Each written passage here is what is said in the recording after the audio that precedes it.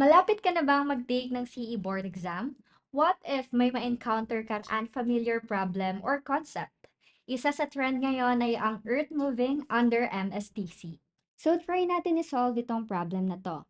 A soil weighs 1,163 kg per loose cubic meter, 1,661 kg per bank cubic meter, and 2,077 kilograms per compacted cubic meter. How many bank cubic meter and compacted cubic meter are contained in 593,300 loose cubic meter of this soil? Good thing sa problem na to is given na yung hint, meaning itong formulas na to ay of course magagamit natin to solve this problem. First step na gawin natin is specify muna natin or i-label muna natin ano ba yung mga values na binigay. So for 1,163, looking at the units, ito ay unit weight. So, gamma loose siya. The next one naman is gamma bank. The third one is gamma compacted.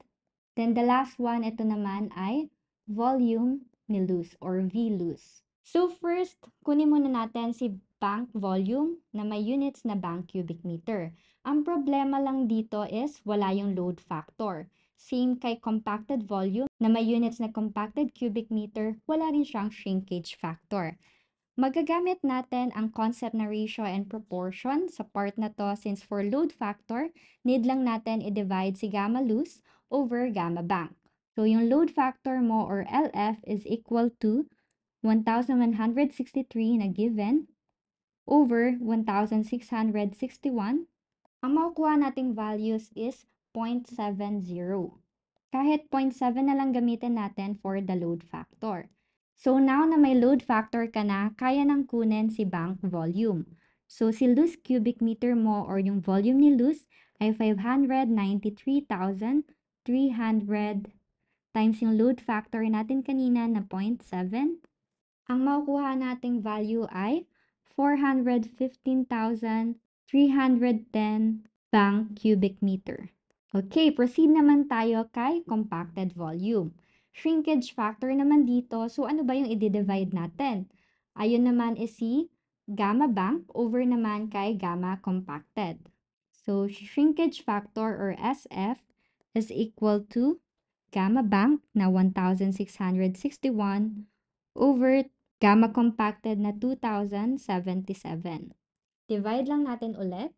Ang makukuha naman nating values ay 0.7997 or 0.8 na lang. So now na may shrinkage factor na tayo, kaya na rin kunin si compacted volume since si bank cubic meter mo ay nasolve na natin kanina, which is 415,310. At ang shrinkage factor natin ay 0.8. So multiply lang natin sila.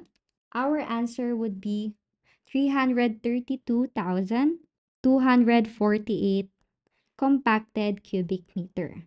So, that's it for this problem. Simple lang siya, medyo intimidating lang dahil sa sobrang daming values and super naging helpful yung hint na binigay for this problem. Pero alam mo bang kayang-kaya siyang sagutan under a minute even without solving? You just need your common sense. So looking at the problem, bank and compacted volume ang hinahanap sa atin. So from the words themselves, matik nang mas maliit dapat ang compacted compare kay bank since pinipi nga si compacted. So look at your choices. May eliminate mo na agad si A and B because they cannot be equal.